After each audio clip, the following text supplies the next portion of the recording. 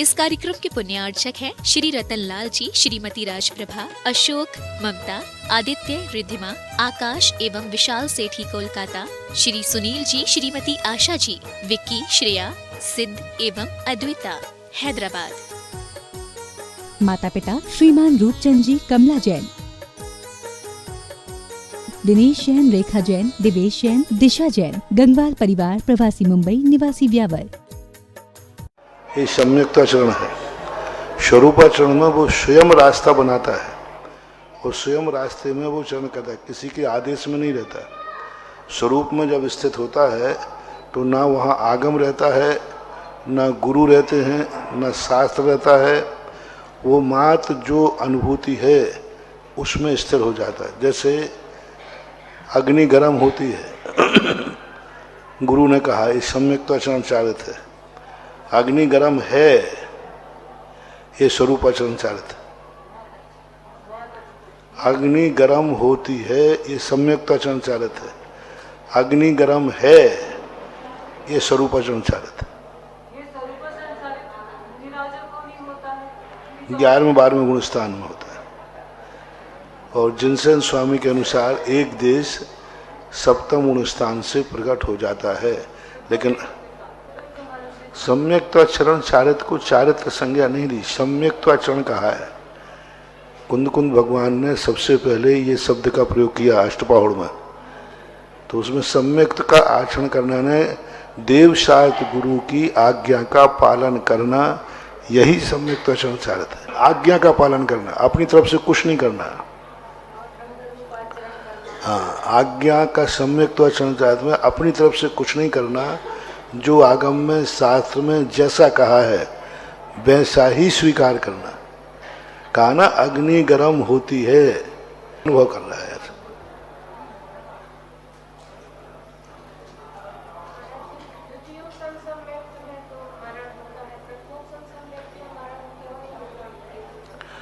प्रथमोपसम सम्यक दश में पहली बात आयुबंध भी नहीं है, मरण भी नहीं है, क्योंकि उस समय उसके परिणाम एक अंतर मुहूर्त काल पहले जब सम्यक दर्शन होता है और जो आयुबंध का जो काल है उस समय उसके परिणाम उन दोनों से मिलते नहीं। मरण के समय जो परिणाम होते हैं किसी भी जीव के समय हो, चाहे वो 11वें गुण स्थान वर्ती भी क्यों ना हो, लेकिन वो प्रथमोपसम सम्यक दर्शन का जो परिणाम है वह मरण को प्राप्त, क्योंकि प्रथमोपसम सम्यक दर्शन जीव को बहुत पहले से शुरू हो जाता है। 5 लब्धियां हैं, परिणाम है, तो जिसके आयु कर्म का क्षय होना है उसके वैसे परिणाम होंगे ही नहीं, ऐसा मानना चाहिए। और फिर नियोग है, ऐसा मानना चाहिए, नियत है कि प्रथमोपसम वाले का दूसरे गुण स्थान आदि में, तीसरे गुण स्थान में मरण नहीं होता है। नमोस्तु महाराज जी। अनंतानुबंधी के बारे में आता है कि उसकी ना कोई क्षयोपशम होता, ना क्षय होता, ना अन्नकरण होते, सिर्फ मात्र में संयोजना होती है। एक अपशस्तोपशम भी एक शब्द आता है, वो अपशस्तोपशम के महात्मक है। अप्रशस्त उपशम का अर्थ होता है कि अप्रशस्त उपशम में व्यक्ति का काल नियत नहीं होता, उसको रोक दिया गया है, लेकिन कितने समय के लिए रोका है ये आदेश नहीं है। मान लो अनंतानु दर्शन मोहिनी के उपसामना के लिए पूज्यवर नेमीचंद महाराज ने लब्धि सार के अंदर उपसामना विधि बताई। उपसामना विधि का अर्थ है कि उन निषेकों को नण है। सम्यक दर्शन के समय 7 प्रकृतियों का उपशम है, लेकिन जितना 5 लब्धि में पुरुषार्थ है वो सारा पुरुषार्थ तो दर्शन मोहिनी के लिए है। अनुवृत्तिकरण में अंतःकरण, अंतःकरण के अंतिम समय तक जो कुछ भी हुआ है सब दर्शन मोहिनी का हुआ। अनंतानुबंधी का कोई भी कार्य नहीं हुआ, बस कह दिया कि जैसे इन 3 का उपशम हुआ 4 का उसके साथ में हो जाता है। माँ जब श्रेणी चढ़ते हैं या द्वितीय उपशम आदि छाए तब अनंतानुबंधी की विषय योजना। अप्रसत तो इसलिए कहा गया क्योंकि वो उदय में नहीं आता ना, उदय और उद्यावरी से रहित तो करना ही पड़ेगा। क्योंकि उद्या, इस बहुत अच्छा प्रश्न है, यदि अप्रसत, जब इनका कहना है उपशम करण उसका होता ही नहीं है, तो अप्रशस्त उपसम शब्द लाने की क्या जरूरत पड़ी? उसका हेतु ये है, अप्रशस्त उपसम शब्द की परिभाषा है उद्यावली से रहित करना। यदि उद्यावली से रहित नहीं किया तो देखो क्या हानि हो जाएगी। अप्रशस्त उपसम करके कोई जीव द्वितीयोपसम श्रेणी में चढ़ा, मतलब द्वितीयोपसम समय जैसे 11वें गुण स्थान में उद्यावली क्या है, या तो स्वयमुख से आएगा या परमुख से आएगा। तो अप्रशस्त उपसम में यदि उद्यावली है तो 11वें गुण स्थान में चारित्र मोहिनी की कोई प्रकृति उदय में है ही नहीं, तो किस मुख से आएगा? और स्वयं मुख से आ गया तो अनंतानुबंधी का उदय कहाँ हो जाएगा? 11। परमुख से आवे तो परमुख की कोई प्रकृति उदय में है नहीं, इसलिए उस उपसम तो करना पड़ेगा। उसका करण जब होता है, करण में काल का नियत होता है, जब भी कोई करण करेगा। अब वहां पर उपसम को रोक दिया, उद्यावली खाली तो कराई है, अन्यथा स्तूप संक्रमण 11वें गुण स्थान में उदय में आ जाएगा। तो ये पर ये नहीं कहा कि कितने काल तक वह उद्यावली में नहीं आएगा। काल की विवक्षा में इसलिए अप्रशस्त बस काल का निर्धारण नहीं होने से अप्रशस्त है, और काल का निर्धारण हो जाने पर प्रशस्त है। शुद्ध केवली भी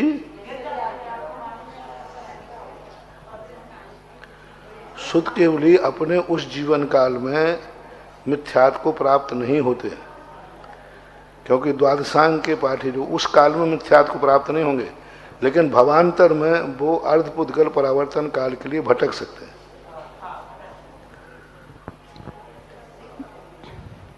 नमस्ते मेरे जी, संप्रेषण और समुद्घात में अंतर क्या है? संप्रेषण और समुद्घात में अंतर? संप्रेषण शब्द अपने यहाँ जैनागम में है ही नहीं, जैन शब्द नहीं है, ये लोक व्यवहार का शब्द है। हमारे यहाँ संप्रेषण को भावना कहते हैं। मूक माटी में दिया है, मूक माटी में आचसी ने दिया है। तो मैं कह रहा हूँ ना, साहित्य है। मूक माटी महाकाव्य है कि नहीं? महाकाव्य किसको बोलते हैं? साहित्य में। तो साहित्य में क्या होता है? अलंकार, छंद, रस, इनकी प्रधानता होती है, और सिद्धांत ग्रंथों में इनकी प्रधानता नहीं। तो अपने यहाँ सिद्धांत उसको कहते भावना। भावना के माध्यम से हम किसी को रैकी दे रहे हैं, भावना में हम शांति धारा कर रहे हैं, भाव नहीं है, जाप दे रहे हैं, आचार्य के स्वस्थ की भावना कर रहे हैं, ये सब भावना शब्द है।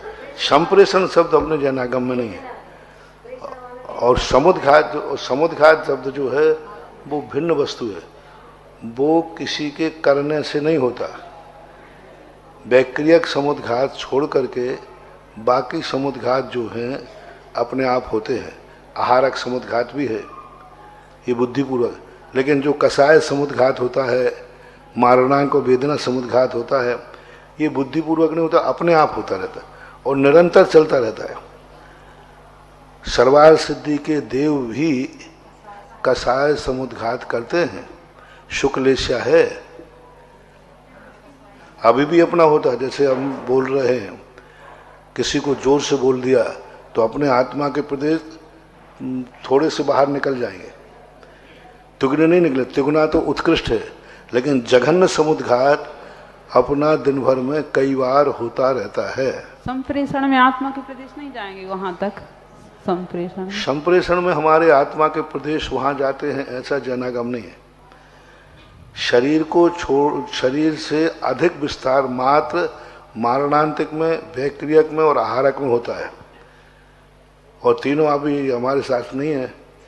मारणांतिक नियत स्थान तक जाता है, वैक्रियक देवों में होता है, आहारक महामुनिराजों को होता है।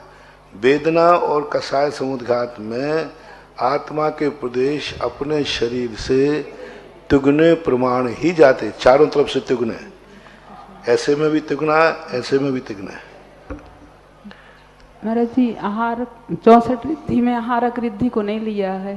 64 रिद्धि है, उसमें आहारक रिद्धि को, आहारक रिद्धि नहीं है। क्यों नहीं लिया महाराज? क्योंकि वो रिद्धि नहीं है, वो तो एक शरीर है, निर्माण होता है।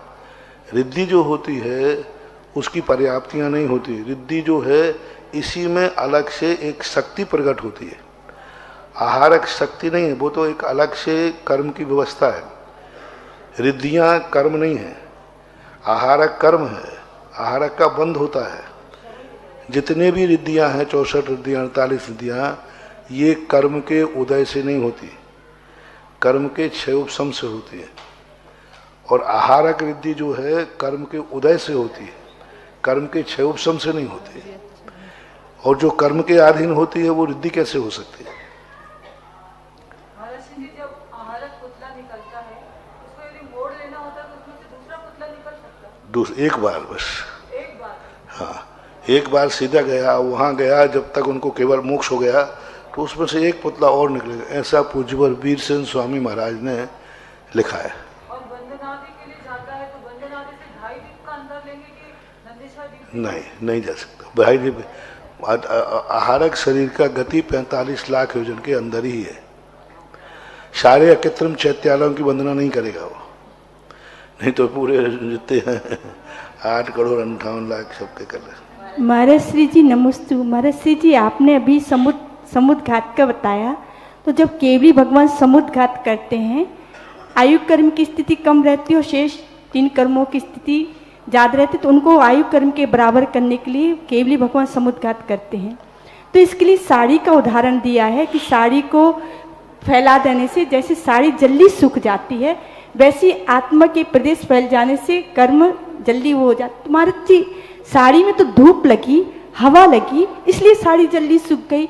आत्मा के प्रदेश में ऐसा क्या हुआ कि वो कर्म जल्दी झड़ गए? ये केवली समुद्घात के संबंध में ये उदाहरण पूज्यवर शिव कोटि महाराज ने भगवती आराधना के टीकाकार ने दिया है उदाहरण कि कपड़े को। तो अभी भी अपने शरीर में भी जितना अपन शरीर से एक्सरसाइज करते हैं, कर्मों की उदीर्णा होती है। श्वास फूलना, जैसे अपन तेजी से जीना चढ़ेंगे तो तेजी से जीना चढ़ते ही अपनी श्वास बढ़ेगी कि नहीं? जी, श्वास बढ़ेगी। तो इस समय कर्मों की निर्जा होती है। कोई भी चीज है जब उसको फैलाएंगे, क्योंकि पुद्गल कर्म, इसको उदाहरण ले लें, किसी भी चीज पर अपन ने मिट्टी लपेट दिया है ऊपर से, और यदि उस मिट्टी उस अंदर के फुग्गे को फुलाएंगे तो मिट्टी झरना चालू हो जाएगी कि नहीं? जी, झरना चालू हो जाएगी। इसी प्रकार कर्म भी पौधगलिक है। आत्मा के प्रदेश जब अपना विस्तार लेते हैं तो उनमें कर्मों में जो झरना है, अनुभाग शक्ति है, वह अभी यदि फैलाते नहीं तो वो चिपका रहता है, लेकिन फैलाने से उसकी शक्ति टूट जाती है। ऐसा अनुमान अपन कर सकते हैं। और उदाहरण तो एक देश ही होता है, ऐसा उनका नियोग है। जिनके 6 महीने कर्म आयु शेष रह गई, वो नियम से समुद्घात करते, केवली समुद्घात। शेष लोगों का भजनी होता है। महाराज श्री जी, दूसरी जिज्ञासा है कि अनंतानुबंधी क्रोध तो देखने में आ जाता है कि 6 महीने के ज़्यादा ऊपर इनकी कषाई चली गई तो वो अनंतानुबंधी वैर देखने में आ जाता है, लेकिन अनंतानुबंधी माया और अनंतानुबंधी लोभ, ये कैसे पकड़ में आएगा? पकड़ में आते हैं तो बहुत अच्छे महाराज श्री जी? जैसे मान है, अब मान व्यक्ति 6 महीने तक करता रहा, बीच में उसको एक बार भी ऐसा भाव नहीं आया कि ये मान मेरा स्वभाव नहीं है। यदि ऐसा भाव आ गया, अरे मैं क्या का मान कर रहा हूँ, मायाचारी है, 6 महीने तक निरंतर मायाचारी करता रहा, एक भाव भी नहीं आया कि मुझे ये मायाचारी नहीं करना चाहिए, ये मेरा स्वभाव नहीं है, तो उसकी अनंत अनुबंधी बन जाएगी। लोभ में जैसे उसने मकान बनाया, तो अब मकान हर 6 महीने में बदलेगा तो नहीं ना? जी नहीं। तो वो क्या करेगा 6 महीने में? ये पूजाएं हैं, सामायिक है, प्रतिक्रमण, आलोचना पाठ, इसमें वही वासना काल तो खंडित होता है। अब जैसे मकान है उसका, तो बीच में उसको भाव आ जाएगा पूजा करते करते समय कि ये मेरा स्वभाव नहीं, ये पर परिग्रह है। यदि ऐसे अर्थ प्रत्यय को छू लिया तो वो लोभ खंडित हो गया ना। मतलब जो ऐसा देखा तो जाता है कि सम्यक दृष्टि जीव भी इतना धन संग्रह करता है और 6 महीने से ज्यादा भी धन संग्रह करता है। सामायिक में, पूजा में, आलोचना पाठ में कभी ना कभी 6 महीने के अंदर एक दिन उसके परिणाम आएंगे, ये मेरा स्वभाव नहीं है जी। ऐसा भाव आते ही, क्रोध में भी यही होता है। क्रोध में बैर चलता है, कोर्ट में केस चलता है तो सालों चलते हैं, लेकिन बीच में उसके मन में परिणाम आएगा सम्यक दृष्टि का, ये मेरा स्वभाव नहीं है, लेकिन मैं क्या करूं, नहीं करता हूं तो ये स्थिति बनती है, करता हूं तो यह स्थिति बनती है। ऐसा उसके मन में प्रतीति में आ जाएगा। यदि मैं मकान नहीं रखूं तो कहाँ रहूंगा, रखता हूं तो ये मेरा स्वभाव नहीं है, ऐसा परिणाम उसको एक क्षण के लिए जरूर आएगा, चाहे वो लोभ हो, चाहे मान हो, चाहे कुछ भी हो। फिर एक क्षण के लिए आएगा, फिर पुनः उसी में लग जाएगा, फिर धन कमाने में लग बस जाएगा। उस एक क्षण के लिए खंडित हो गया ना जी। मतलब वासना काल जो उसका है वो खंडित हो गया। क्रोध में भी ऐसे ही है, सब में ऐसे लगाने से वो एक बार स्वरूप को स्पर्श करेगा। नमोस्तु महाराज जी। जो 13वें गुण स्थान में 6 संस्थान का उदय है, तो उसमें मतलब शरीर केवली भगवान के शरीर में कुछ देखने में आता होगा क्या? हाँ, 6 संस्थान उदय में है ना। हाँ, क्यों नहीं आता? हुंडक संस्थान वाले हैं कोई तो बन सकता है। और ये सत्य विच्छुत्ति है। अब आगम में तो 6 संस्थान कहे गए हैं, लेकिन तर्क में ये आता है कि 13वें गुण स्थान में जब महाराज पहुंचते हैं, दूसरों के शरीर जब ठीक हो जाते हैं तो स्वयं का शरीर क्यों ठीक नहीं होता है, ऐसा अपन लोग तर्क करते हैं। पर आगम में ऐसा कोई उदाहरण देखने में नहीं आया है कि किसी अष्टावक्र का 13वें गुण स्थान में शरीर स्वस्थ हो गया हो। कभी कभी क्या होता है, महान आत्माओं की शक्तियाँ दूसरों के लिए काम करती हैं, स्वयं के लिए काम नहीं करते, दूसरों के लिए काम करते हैं। तो महाराज जी, सत्य विच्छुत्ति है, उदय विच्छुत्ति, याद करने से क्या लाभ है?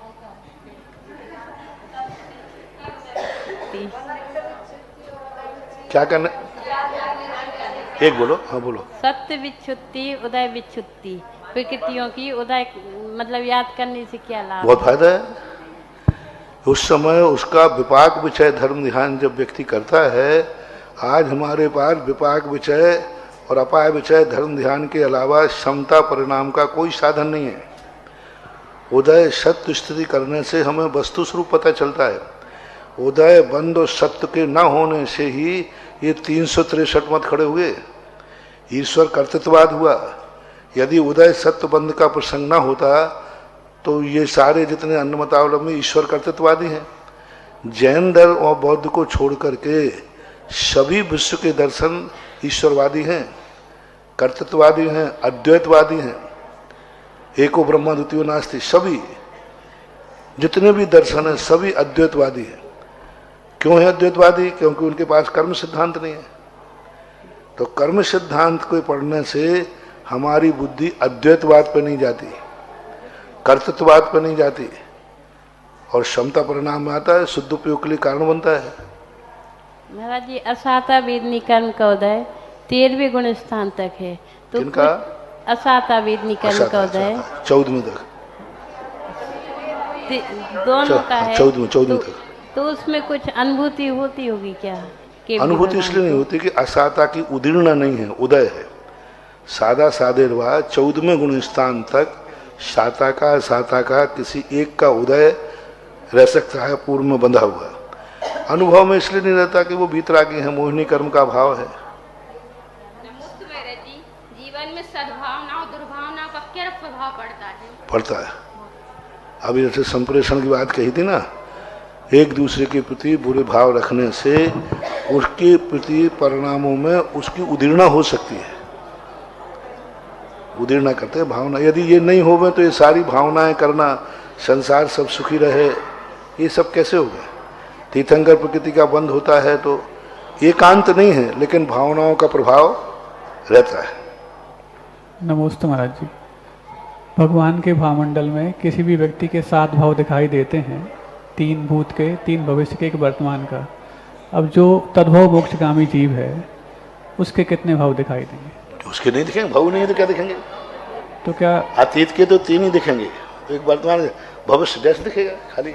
ऐसा सुनने में आया था कि अतीत के फिर 6 दिखेंगे, 1 वर्तमान का दिखेगा, क्या ये सही? वो तो निश्चित है, भविष्य के 3, अतीत के 3। भविष्य में नहीं रहेगा तो वो खाली दिखेगा, है ही नहीं, भाव ही नहीं है। तो तद्भव मोक्षगामी इतना पुण्य ही नहीं, उसके 4 ही भाव दिखाई देंगे। पुण्य की हीनता नहीं है, वो महाभाग्यवान है कि आगे उसका कोई भाव नहीं है। आगे का भाव दिखना दुर्भाग्य है। वो तो महान भाग्यशाली है कि उसको पता चल गया कि हमारा अंतिम भाव है।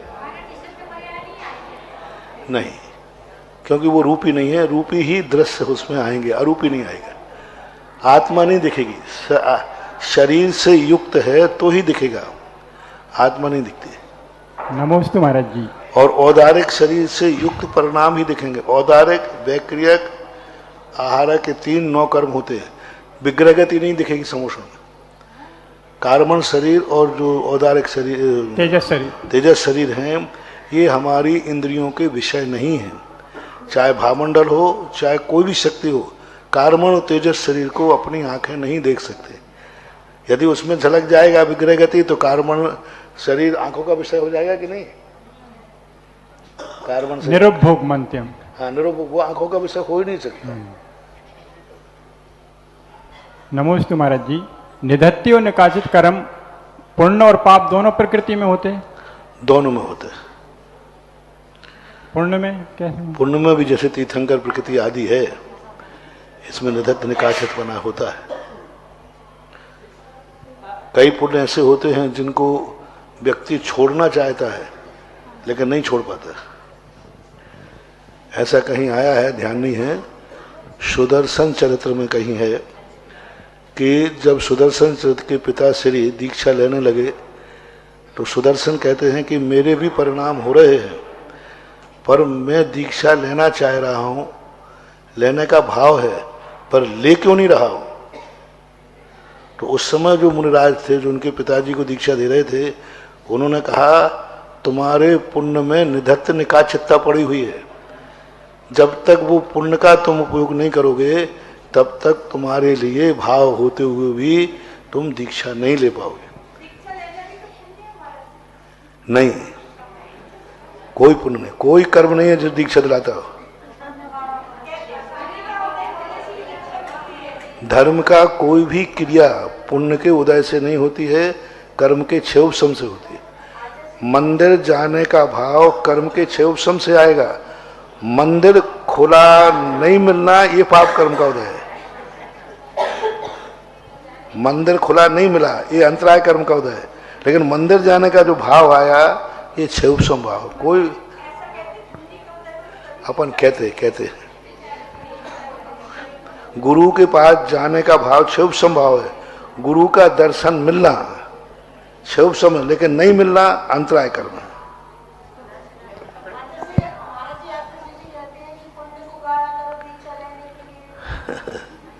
उपलब्धि है। पूज्यवर ज्ञान सागर महाराज ने प्रवचन सार की 4 चूलिका में लिखा है कि साता वेदनी कर्म के उदय से जो हमारी अनुकूल सामग्री है वह पुण्य के उदय से प्राप्त होती है। लेकिन उस अनुकूल सामग्री को समझना कर्म का उदय नहीं, क्षय उपशम भाव है। मोक्ष मार्ग क्षय उपशम भाव से बनता है, औदैक भाव से नहीं बनता।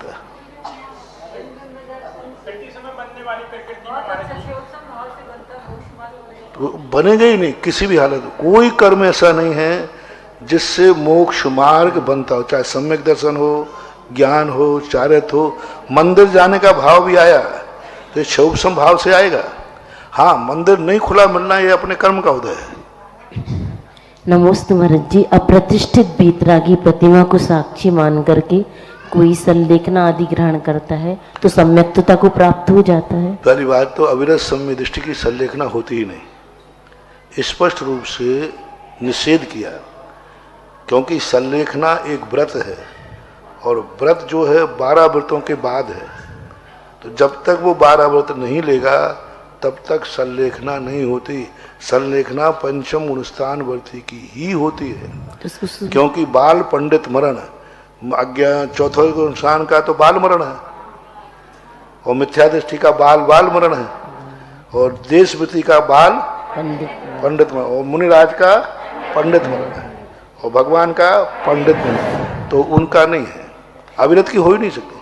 वो संलेखना ले रहा है तो ही वृत्ति हो गया ना, वो तो चाहे त्रियंश भी क्यों ना हो। देवता संलेखना नहीं लेते, नार की संलेखना नहीं लेते, भोग भूमि वाले संलेखना नहीं लेते।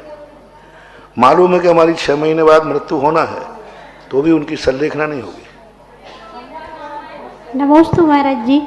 महाराज जी, भक्ति और श्रद्धा में क्या अंतर है? और श्रद्धा अंधी हो भक्ति और श्रद्धा में क्या अंतर है? और श्रद्धांजलि होती है ऐसा क्यों बोलते हैं? श्रद्धा पहले होगी, भक्ति बाद में होगी। श्रद्धेय के प्रति भक्ति होती है और पहले सबसे पहले उसके परिणामों में वो श्रद्धा होगी कि ये वो जैसा चाहता है वैसा स्वरूप उसमें है। ऐसी श्रद्धा हुई। जैसे भोजन है, पहले उसकी श्रद्धा हुई कि इस भोजन से मेरी भूख मिटेगी। अब उसके प्रति जो रुचि जागी वो भक्ति है।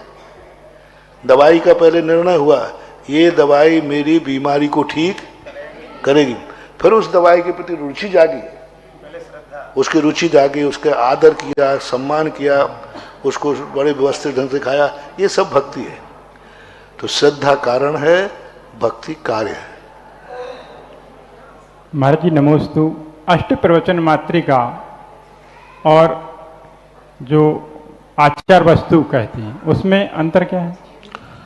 दोनों में कोई विशेष अंतर नहीं होना चाहिए, क्योंकि आचार वस्तु मात्र के लिए पूज्यवर वसुनंदी महाराज ने 5 समिति 3 गुप्तियों को आचार वस्तु मात्र कहा है कि इतना ज्ञान तो मुनि को होना ही चाहिए। तो आचार वस्तु मात्र यानी 5 समिति 3 गुप्ती, उसे अष्ट प्रवचन मात्रिका कहते हैं। अष्ट प्रवचन मात्रिका का शब्द का प्रयोग सबसे पहले पूज्यवर पूज्यपाद स्वामी ने किया। हाँ,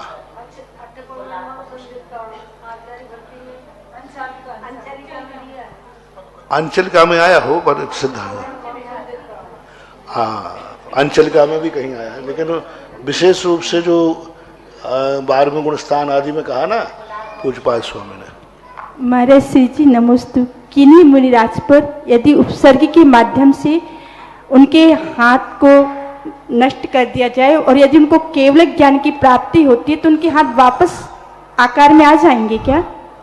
मुझे ध्यान आ गया सन 1980 में जब आचार्य श्री द्रोणागिर में हम लोगों को जैन सिद्धांत प्रवेश का पढ़ा रहे थे, तब हम लोगों ने मैं यही प्रश्न किया था। तो आचार्य ने कहा इस शास्त्रों में तो नहीं लिखा, तो बोले ऐसे प्रश्न करने वाले समूषण में नहीं होंगे इसलिए नहीं लिखा। द्रोणागिर में यही प्रश्न हम लोगों ने किया था।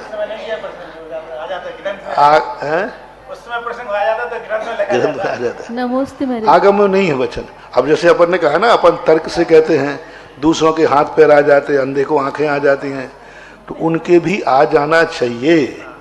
ये अपनी भावना है, तर्क है, लेकिन आगम वचन नहीं मिल रहा है। नमोस्ते। एक बात से जरूर खंडित होता है कि 3.5 हाथ की जगन न उगाना।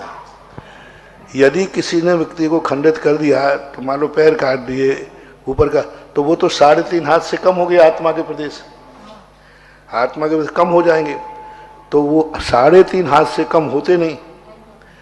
तो पर ऐसी स्थिति में क्या यदि हाथ पैर आ भी जाएं तो क्या उसमें आत्मा के प्रदेशों का संचार हो जाएगा? हो सकता है।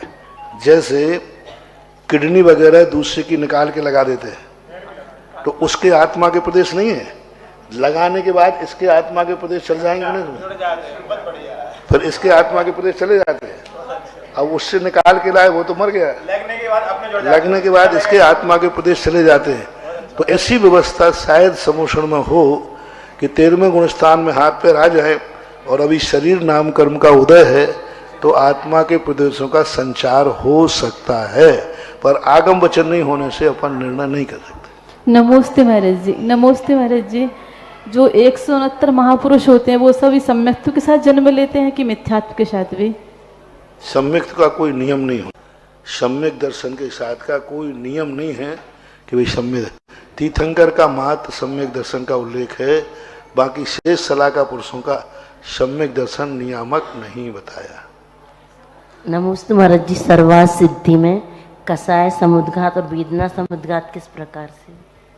सर्वार्थ सिद्धि के देवों में कषाय समुद्घात और वेदना समुद्घात के मातम होता है, उनके परिणाम भी होते हैं। शुक्ल से हो जाने से ऐसा थोड़ी है कि उनको कुछ नहीं होता है, होता है।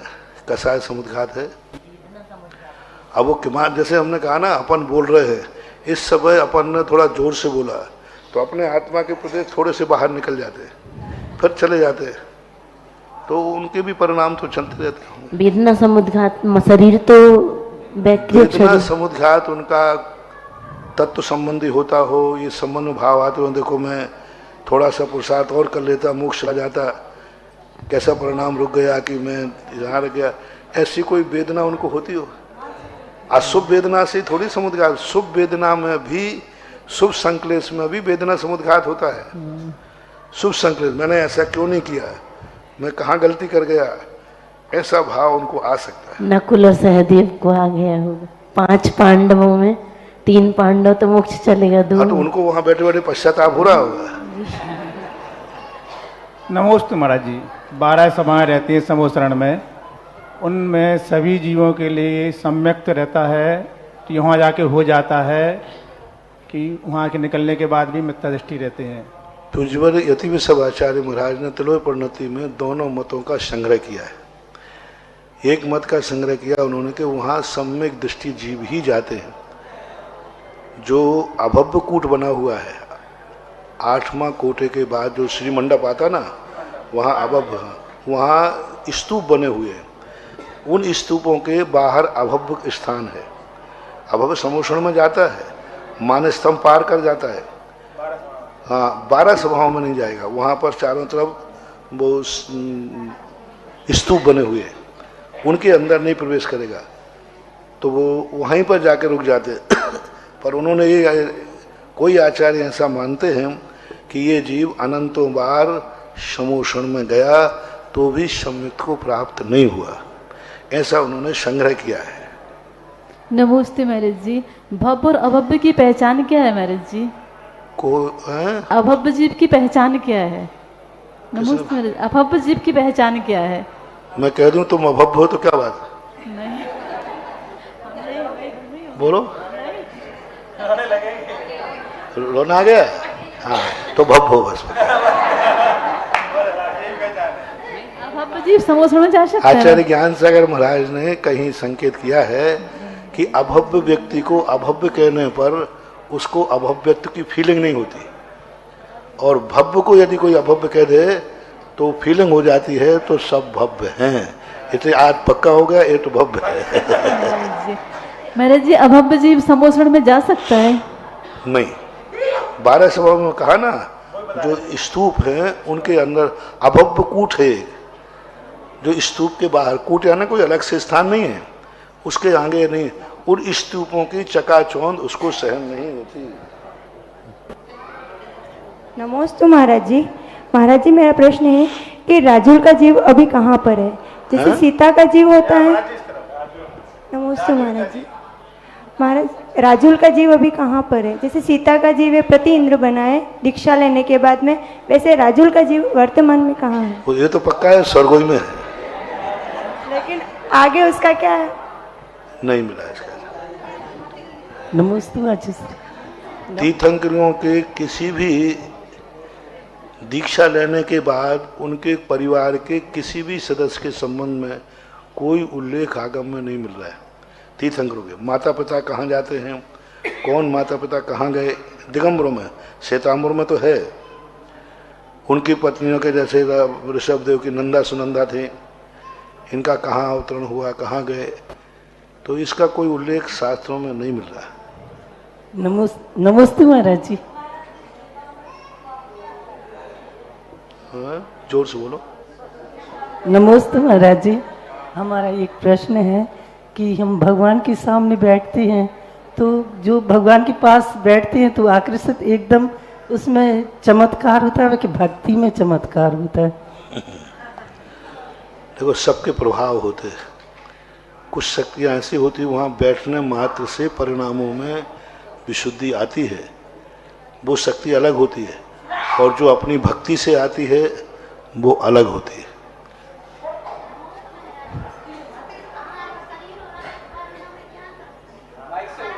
और आहार बरगना में क्या अंतर है? आहार बरगना, आहारक शरीर अलग है, आहार वर्णा अलग है। आहार वर्णा तो अपन 24 घंटे ग्रहण कर रहे हैं, 9 कर्म वर्णा है।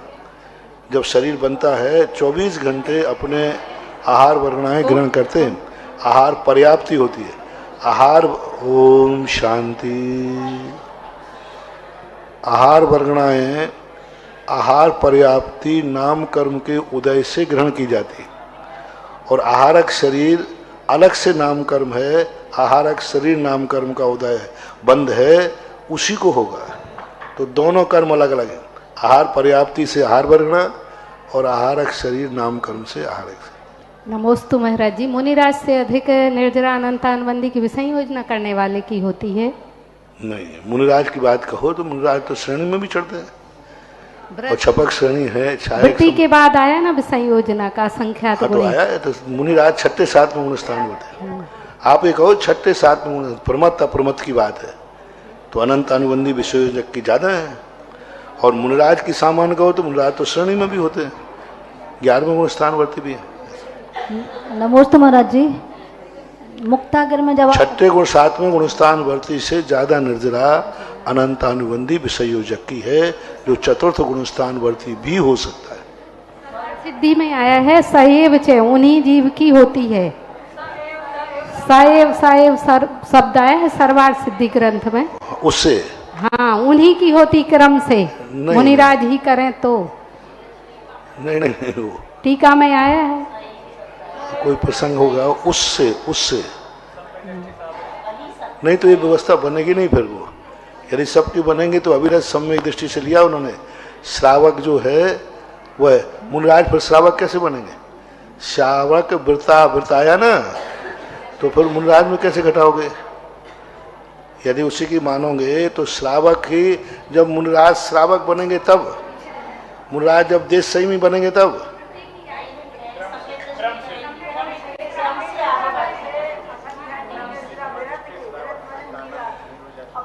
हाँ तो वो तो है। प्रश्न ये है कि वह निर्जरा का क्रम वही जीव जब करे तब उससे निर्जरा ज्यादा है। नहीं, ऐसा तो ऐसा मानने से बहुत विरोध आ जाएगा।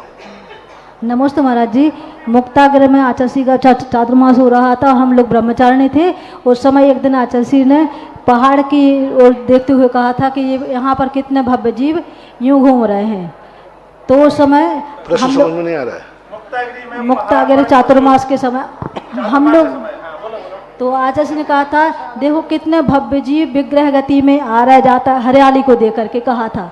तो उस समय हम लोगों ने प्रश्न किया था कि आचार्य इसमें अभव्य जीव भी हो सकते हैं, भव्य जीव भी हो सकते हैं, तो भव्य जीव की क्या परिभाषा होगी? तो आचार्य ने कहा था कि अभव्य जो बहुत सारा ज्ञान करता है तो वह अभव्य की परिभाषा बताते बताते रो देता है कि अभव्य जीव का क्या होता होगा। ऐसा कहा था जैसे ने कि अभव्य ही अभव्य की व्याख्या करता है। अब ये सामान्य अनुमान है अपना। आगम वचन तो यही है कि भव्य और अभव्य ये केवल ज्ञान का विषय है। अपन जैसे हमने कह दिया ना अभी अनुमान से कि अभव्य को अभव्य का कहने पर उसको कोई फर्क नहीं पड़ेगा। लेकिन वो तो रो देता है, अभव्य की व्याख्या करता अभव्य स्वयं। अभी अपनी भावनात्मक कथन है। आगम में ऐसा कोई अलग से उल्लेख नहीं देखा है देखने में। नमोस्तु महाराज जी। नमोस्तु महाराज जी। प्रशस्त और अप्रशस्त राग में क्या अंतर है? प्रशस्त और अप्रशस्त राग में क्या अंतर है? आपकी बात प्रशस्त राग और अप्रशस्त राग में इतना अंतर है, प्रभात में भी लाली होती, संध्या में भी लाली है, एक जगाती एक सुलाती, इतने अंतर वाली है। इतना अंतर है।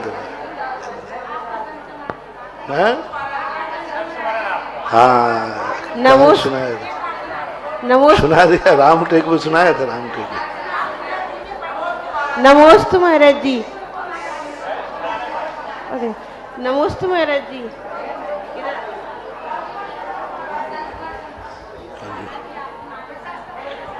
अभी तो बहुत है, सबको मालूम है। जी एक प्रश्न हम कर रहे हैं, इसके बाद समोसन उसी में जोड़ देना आप संस्मरण। हमारा प्रश्न ये है कि एक ब्रह्मचारी भैया 2004 में उन्होंने आजीवन व्रत लिया और 18 साल से वो परेशान थे कि हमारा संघ में प्रवेश हो जाए, दीक्षा हो जाए। कई बार उन्होंने प्रयास किया, अच्छी साधना भी की, खूब विशुद्धि भी बढ़ाई, बहुत प्रयास करते रहे, लेकिन उनका संघ में प्रवेश नहीं हुआ। उन्होंने सोचा कि अगर इस बार आचार्य श्री ने कुंडल पर्व में प्रवेश नहीं हुआ या दीक्षा नहीं हुई तो हम कुछ और सोचेंगे, ऐसा वो सोच रहे थे।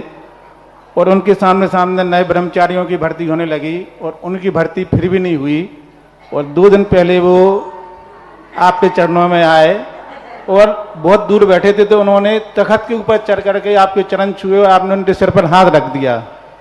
और हाथ रखने के बाद जब वो यहाँ से दूसरे दिन आचार्य जी के पास पहुँचे तो उन्होंने कंधा लगाया उसमें डोली उठाने में। आचार्य जी ने वहीं बैठे बैठे उनको देखा। आचार्य जी डोली में देखते नहीं है, उन्होंने देख भी लिया और वहीं बैठे बैठे प्रसाद को बुला भी लिया। प्रसाद जी बुलाओ, पहले उन ब्रह्मचारी को बुलाया तो वो समझ नहीं पाए, तो उन्होंने अशोक भैया को बुला कर प्रसाद को बुलाओ और उनको बुला कर कह दिया कि इन ब्रह्मचारी भैया को पूर्णम साया जी के पास भेज दो। हम ये पूछना चाह रहे हैं, हमारी जिज्ञासा ये है कि पंचम काल में क्या रिद्धि होती हैं कि कुछ शक्तियां ऐसी रहती हैं जो आपके आज छिपी हैं, तो आप सबका कल्याण करें। सागर जी, तो मुझे कितने ही चनों के झाड़ पर चढ़ाओ, मैं चढ़ने वाला नहीं हूँ। महाराज जी चने झाड़ पर नहीं चढ़ा रहा है, जो सत्य घटना है वो अभी जो चने जो सत्य नहीं है उसको बताने चने के झाड़ कहलाता है। ये घटना है, घट जाती है कभी अनायास। सही है जो बता रहे हैं आपको। हाँ, निमित्त बन सकता है, लेकिन ऐसा नियामक बन जाए तो सारे ब्रह्मचारी हमारी परेशानी कर देंगे। नहीं तो उस समय आपने कुछ सुर देख के हाथ धराया, कुछ लोग विशेष ऐसा हाथ रखा, तुरंत काम हो गया। हो सकता है उसके उपादान की इतनी विशुद्धि थी कि वो आशीर्वाद काम कर गया। नमस्ते महाराज जी। नमस्ते महाराज जी। बजरंगगढ़ का भी तो यही हाल है महाराज जी। बजरंगगढ़ में जब हम भी जाते थे पढ़ते थे तो वहाँ पानी नहीं रहता था, लेकिन आपके आशीर्वाद से वहाँ पानी इतना हुआ कि आज तक हुआ खाली नहीं हुआ महाराज जी। महाराज जी मेरा दूसरा प्रश्न ये है कि देवों में इधर, हाँ जी हम इधर से बोल रहे हैं। नमस्ते महाराज जी।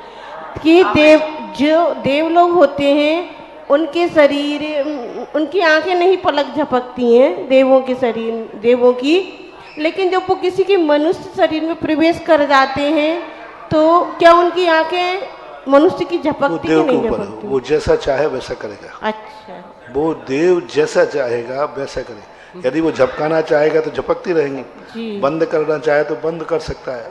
वो उसकी विक्रिया में उसकी इच्छा के ऊपर आधारित होता है। तो उसके शरीर में देव ने प्रवेश नहीं किया। मैं कह रहा हूँ वो देवता के ऊपर आधारित है। वो झपकाना चाहे तो झपका देगा, नहीं झपकाना चाहे तो नहीं झपकाएगा जी।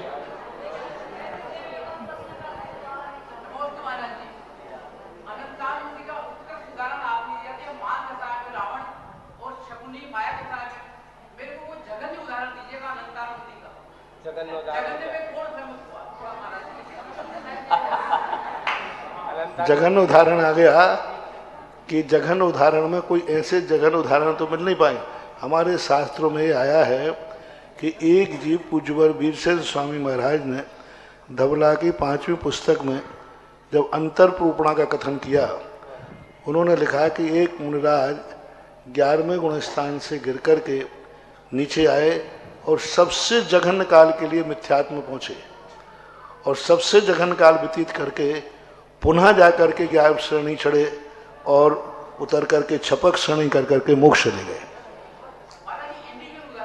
अब कोई उदाहरण है तो हम तो उदाहरण में तो कैसे कोई नाम तो कोई अलग से आया नहीं ले सकते।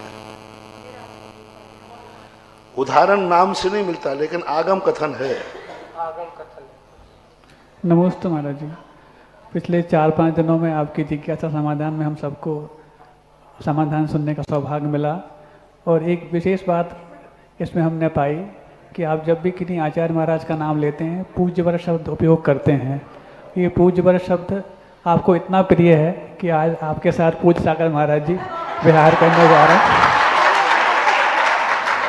क्या इसमें भी कुछ आपकी उसी रिद्धि का प्रभाव है जो महाराज जी अभी प्रश्न पूछना चाह रहे हैं?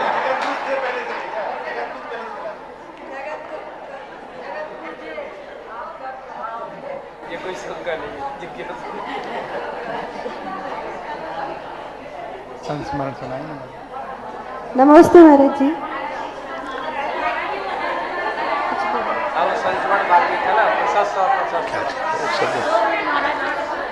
देखो संस्मरण उस समय का है, सन 1980 में 10 जनवरी को हम 5-6 लोगों की दीक्षा हुई, क्षमा सागर जी वगैरह हम लोगों के।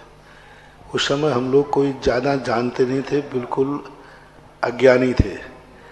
आचार्य से ये बोलते थे कि मुनिराज 6-7वें स्थान का झूला झूलते हैं, तो हम लोग खुसर फुसर करते थे आचार्य से झूला में कब बैठते हैं। और ये चर्चा करते करते पूछने की हिम्मत तो हुई नहीं। अंत में जाकर बिहार करते करते हटा में आए, तो आखिर आचार्य जी बार बार वही बोले, तो हम लोगों से रहा नहीं गया। महाराज जी ये बताएं, झूला में आप रात में झूलते हैं कि दिन में? तो ये झूला कौन सा है 6-7वें का? तो आचार्य ने कहा वो झूला नहीं।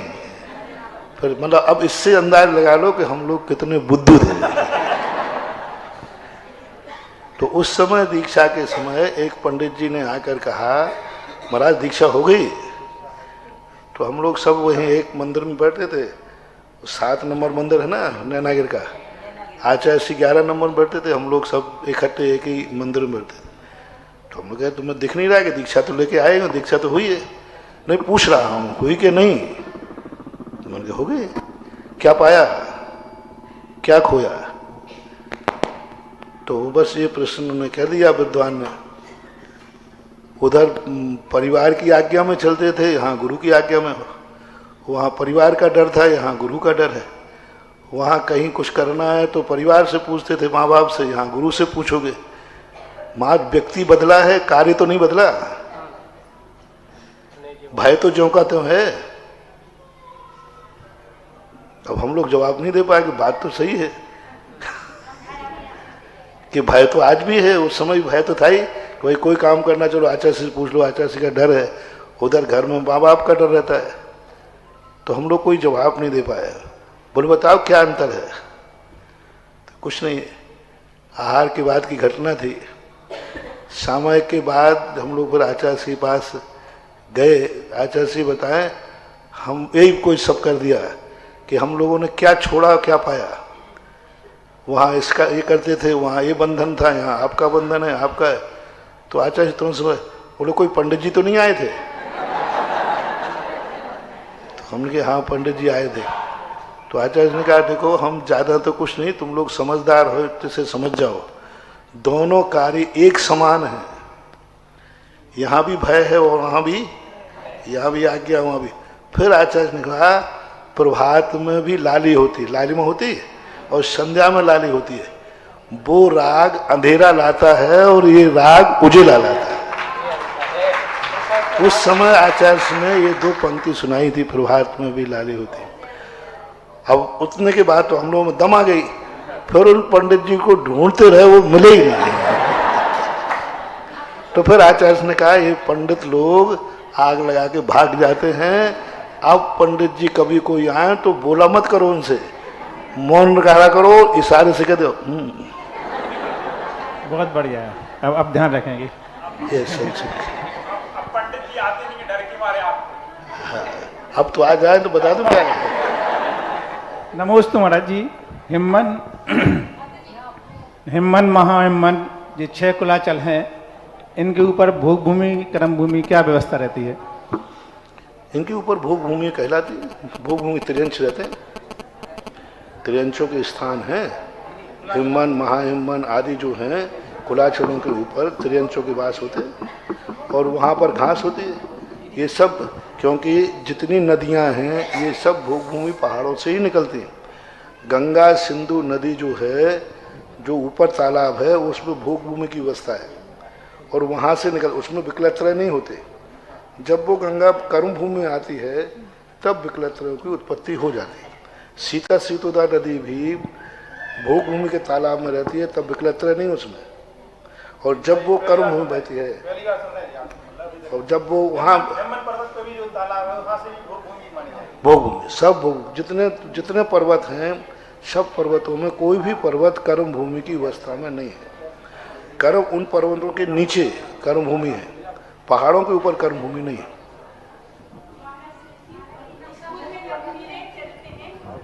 स्कूल में जब पीरियड चलते हैं तो गणित का 48 मिनट का, साइंस विज्ञान का 48 मिनट का, संस्कृत का 48 मिनट का, और शिक्षक भी वही पढ़ाते। लेकिन आपको देख रहे हैं हम, आप उस कितनी जल्दी जल्दी सारे विषय का विषय से विषयांतर होते हम लोग, और आप जल्दी जल्दी सारे प्रश्नों के उत्तर कैसे दे लेते हैं?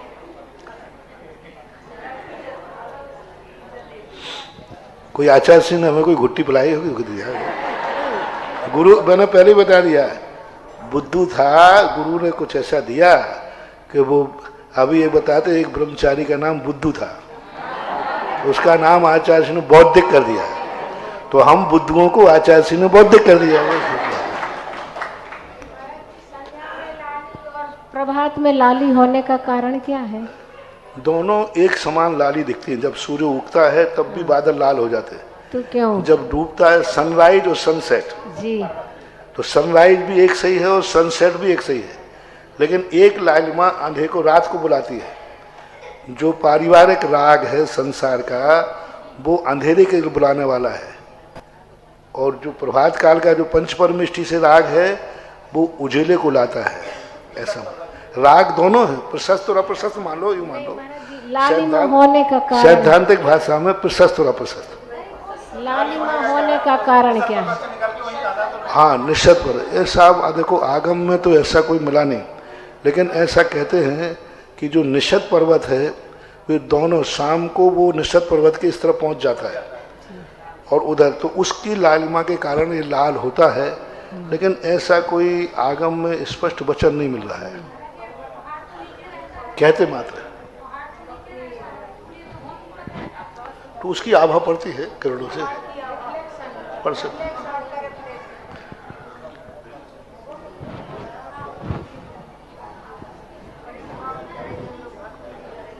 नमोस्तु महाराज जी।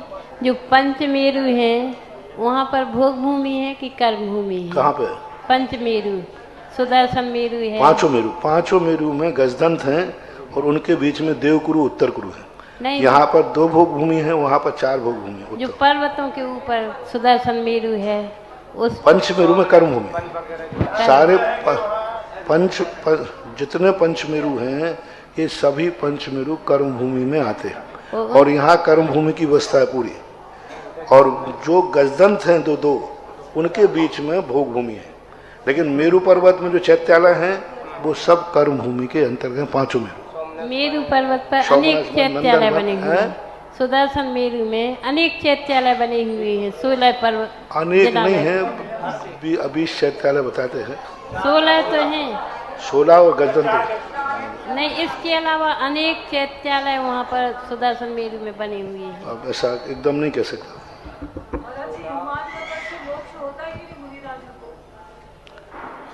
मोक्ष तो पूरे 2.5 द्वीप में कहीं से भी हो, भोग भूमि से भी हो सकता है। कोई मुनिराज को कोई व्यक्ति भोग भूमि में पटक दे, गिरा दे, उपसर के, वहाँ से मोक्ष हो जाएगा। नमस्ते महाराज जी। भोग भूमि किस कर्म का फल है और वहाँ क्या दुख है? भोग भूमि जो है, कुभोग भूमि जो है, कुपात्र को ऐसा त्रिलोकसार में नमीचंद महाराज ने लिखा है कि कुभोग भूमि जो है, कुपात्र को दान देने से वह कुभोग भूमि जाता है, इतना वहाँ मात्र उल्लेख मिला है। और जो वक्रता है, उनके शरीर हैं, उनके अलग अलग प्रकार के। तो कैसे पहचान होगी कुपात्र की? कुपात्र की पहचान कैसे? कुपात्र की पहचान शास्त्रों से, आगम से। महाराज जी नमोस्तु। कुपात्र को वो पात्र मान के देता है, तो कुपात्र को कुपात्र मान के देता है, सो नहीं। कुपात्र को कुपात्र मान करके दान देता है, तो वो दान की कोटि में आएगा ही नहीं, मजबूरी में देता है। लेकिन कुपात्र को वो पात्र जान रहा है, कुपात्र है, फिर पात्र मान के दान दे रहा है, तो वो चर्या जिसकी है वो कुपात्र ले सकते हैं। त्रिलोकसार में तो ऐसा लिया है। के ऊपर भी है, देने वाला मिथ्या दृष्टि है कि सम्यक दृष्टि है? देने वाला यदि मिथ्या दृष्टि है तो ही कुभोग भूमि जाएगा, नहीं। सम्यक दृष्टि भी पात्र की अपेक्षा कही, दाता की अपेक्षा नहीं। वहाँ पूज्यवर नमीचंद महाराज ने पात्र की अपेक्षा से भेद किए हैं, दाता की अपेक्षा से नहीं। मिथ्या दृष्टि भी यदि पात्र को दान दे रहा है तो वो भी उत्तम भोग भूमि जा सकता है, मध्यम भोग भूमि जा सकता। सारे भोग भूमि जाने वाले सम्यक दृष्टि ही है। पहली बात तो सम्यक दृष्टि जाते ही नहीं है। सम्यक दृष्टि यदि दान देने वाला है तो वह नियम से देव ही, और भोग भूमि कौन जाते हैं? मिथ्या दृष्टि ही जाते हैं। नमोस्तु महाराज जी। 23 वर्गना में अग्रहाय वर्गना बार बार नाम आता है। तो वह अग्रहाय वर्गना जब ग्रहण योग नहीं है, अग्रहाय वर्गना, हाँ, जब ग्रहण योग में नहीं है तो इसका कथन क्यों? और एक बार कथन से काम नहीं चलता, क्या बार बार कथन किया जाता है? पोटेशियम साइनाइड खाया नहीं जाता, लेकिन है तो सही। अग्नि खाई नहीं जाती, लेकिन स्वाद तो है। अग्नि खाई नहीं जाती तो क्या अग्नि में स्वाद नहीं है? है। तो अब है अग्राही है, क्योंकि वर्गणाएं हैं। वो अग्राही इसलिए वर्गणाएं हैं क्योंकि उनमें अभी वह योग्यता नहीं आई जो ग्रहण करने वाली वर्गणा। अब उन्हीं अग्राह्य वर्गणा के कुछ परमाणु टूट करके ग्राह्य वर्गणा में चले जाते हैं तो वो ग्रहण हो जाते हैं। नमस्ते महाराज जी। बोधि समाधि। अब कोई फल है, अब वही फल जब सप्रतिष्ठित है तो कहते हैं ये सेवन के योग्य नहीं है। ऐसा 2 मिनट।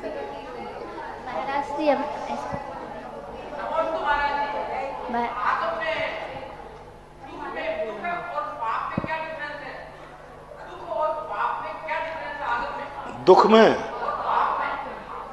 पाप में क्या अंतर है? आगम दृष्टि पाप है जो बुरे भाव से किया जाए वो पाप है, और जो वेदना सहन की जाए वो दुख है। हाँ, कर्म का उदय नहीं कहा तुमने, पाप और दुख पूछा है, कर्म नहीं लगाया। हाँ, तो जो बुरा भाव किया जाए वो पाप है, जो स्वपर का घातक हो वो पाप है, और जिसमें स्वयं को वेदना हो रही हो, आर्त ध्यान है, वो किसी का भी हो सकता। मान लो दुख भी नहीं है तो भी व्यक्ति मन से आर्त ध्यान कर रहा है, स्वयं दुखी हो रहा है सो दुख है, और जो स्वपर का नाश करने का भाव कर रहा है वो पाप है। बस इतना है। महाराज से हम सभी की ओर से आपसे अनुनय विनय प्रार्थना है कि आप हम सबको संबोधन दे करके कृतकृत करें। बिल्कुल बढ़िया, संबोधन ही तो चल रहा है, सब संबोधन के अलावा और क्या है? सबके लिए यही संबोधन है कि जो 2 बातें कहता हूँ, आगम में और गुरु ने जो कुछ भी कहा है, जो भी शास्त्र में लिखा है, वो हमारे स्वयं के कोर्स में है। कोई भी शास्त्र उठाते समय पढ़ने में ये सोचना जिन आचार्यों ने लिखा है वो हमारे लिए ही लिखा है, हमारा कोर्स है, तो हमें इसको पढ़ना है। दूसरा, जो व्रत है उसके प्रति हम कितने खुश हैं, अपनी जिंदगी से हम कितने खुश हैं। जितने खुश हैं उतने अंश में हमारा व्रत है, और जितने में हम खुश नहीं हैं उतने में वो अव्रत है। बस सामायिक करने बैठे तो सामायिक के बाद हमें किस आनंद की अनुभूति हुई, मंदिर से लौटे हमें कैसा लगा। जैसे एक रागी व्यक्ति, पापी व्यक्ति, चोर व्यक्ति, जुआड़ी व्यक्ति, चोर में सफल होता है तो उसको कैसा लगता है? रागी को राग की वस्तु मिल जाए तो कैसा लगता है? स्मैक चीज जो शराबी होते ना, लत जिनको होती है, उनको यदि स्मैक मिल जाए तो कैसा लगता है उनको?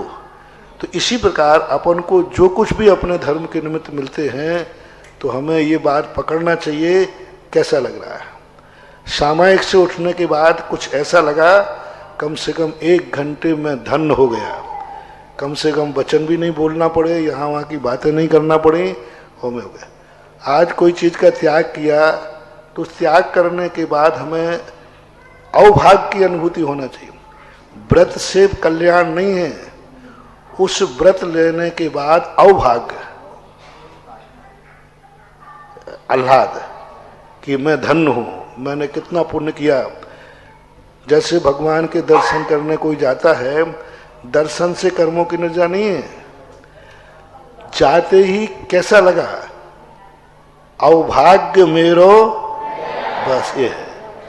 ऐसी अनुभूति, मैंने कितना पुण्य किया कि भगवान आज मुझे पता चला कि मैं रात में मरा क्यों नहीं। क्योंकि रात में ना जाने कितने लोग मर गए, मर सकते कि नहीं, मैं क्यों नहीं मरा, क्योंकि मुझे आपका सुबह दर्शन मिलना था, इसलिए आपके लिए जिंदा हूं। जय हो, जय हो। ऐसा परिणाम यदि अपन को आ जाए, उस समय निधत्त निकाचित कर्म क्षय हो जाते। अने वो जिंदा सुबह है और वो श्रेय किसको दे दिया कि मुझे आज भगवान का दर्शन होना था, मैं कैसे मर जाता। और मैं दुर्भाग्यशाली कहाँ हूं, यदि दुर्भाग्यशाली होता तो आज भगवान मैं आपके सामने नहीं होता। तो उस समय अवभाग्यपने की अनुभूति हो जाए। अब अपन लोग क्या होता है, अपन दुखी होते भगवान को देख के रो पड़ते हैं। अवभाग्य का तो आनंद आता नहीं। वो बदमाश मरीज होते ना तो शांत पड़े रहते हैं, और जैसे डॉक्टर आता है तो अपन को भगवान को देखकर उस समय अवभाग्य की अनुभूति होना चाहिए। हम दुख को दूर करने के लिए भगवान के पास आए हैं, पक्का है, लेकिन भगवान को देखते ही जिसके लिए आए वो भूल जाएं और आनंद की अनुभूति हो जाए, तो वो ऐसा परिणाम निधत्त निकाचित कर्मों के क्षय का कारण बनता है। सुदामा को अच्छी तरह से कृष्ण के पास भेजा था कि तुम जाओ उनसे कुछ संपत्ति मांगना, लेकिन सुदामा कृष्ण के वैभव को देखकर इतने खुश हो गए, इतने खुश हो गए कि वे अपना दुख भूल गए।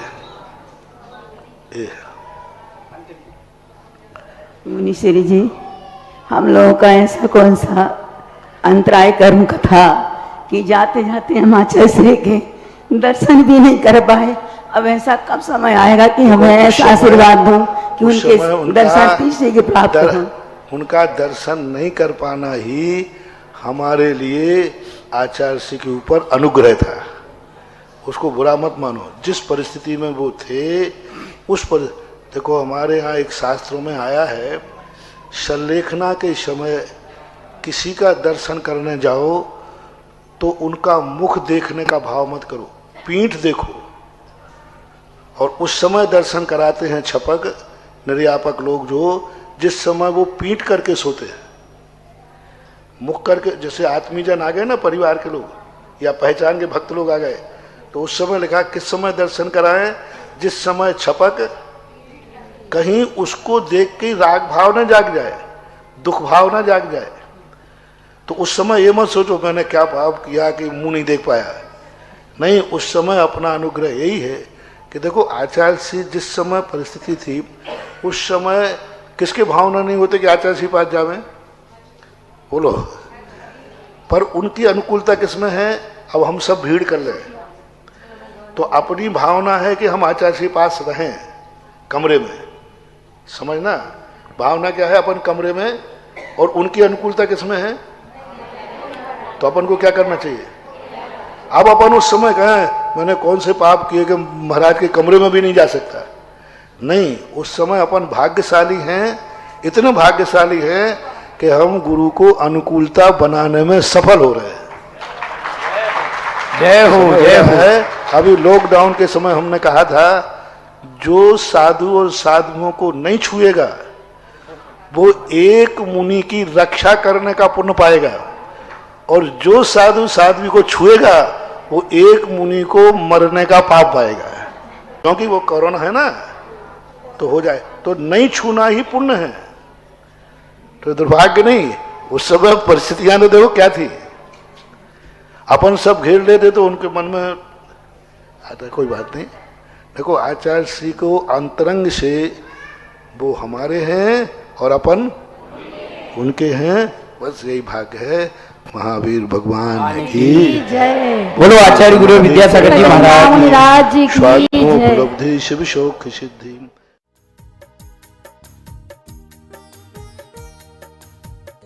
इस कार्यक्रम के पुण्यार्चक थे श्री रतन लाल जी, श्रीमती राजप्रभा, अशोक, ममता, आदित्य, रिद्धिमा, आकाश एवं विशाल सेठी कोलकाता, श्री सुनील जी, श्रीमती आशा जी, विक्की, श्रेया, सिद्ध एवं अद्विता, हैदराबाद। माता पिता श्रीमान रूपचंद जी, कमला जैन, दिनेश जैन, रेखा जैन, दिवेश जैन, दिशा जैन, गंगवाल परिवार प्रवासी मुंबई निवासी व्यावर।